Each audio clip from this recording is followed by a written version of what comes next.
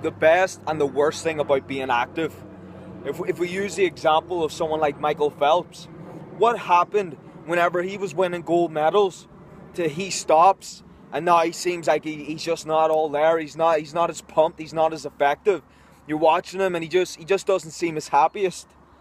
Do you realize that? Do you actually watch people? Whenever you see someone and you go, what made them so great?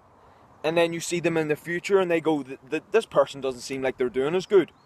Whenever he's winning gold medals, being an absolute animal, just big strides, big pushes.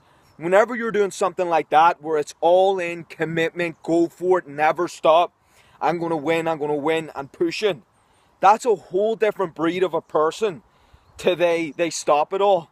And then they're around a whole lot more people. They're spending less time working on themselves and bettering themselves. And then they start to go around people that are saying, what are you doing? Don't do that.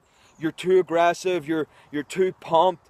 You know, that's not what we do. And they try to bring you down. They try to make you lower your standards. You were quick and sharp and saying we can do this better, boom, boom, boom. But he goes around people who are not doing those things. They feel that kind of pressure off him, so they try to bring him down. You're taking someone who was excelling at something, being happy and moving forward, and now you've put them in an area where they don't want to be. They're not identifying it early on. This is where you can learn the most.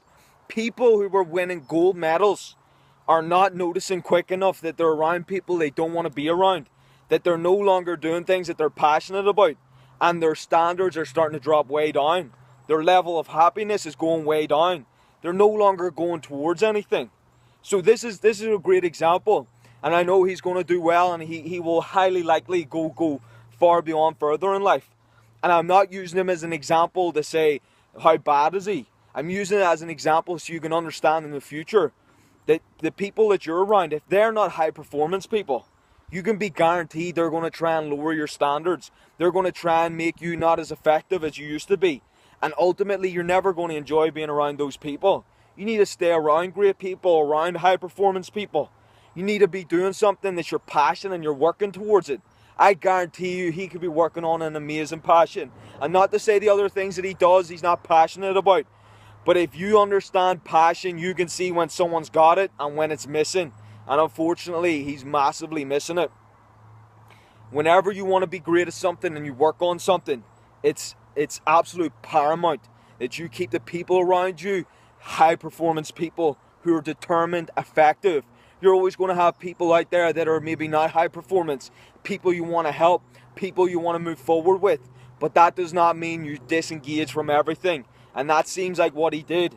The activity levels dropped, the determination levels dropped, no longer had a passion anymore, and therefore you're not really feeling it as much. You're no longer as happy. If you realize that early on, like anyone out there, if you said something's changing and I need to make a difference, you would stay active, you would stay determined, you would find a new passion. That's what you need to do in life, folks.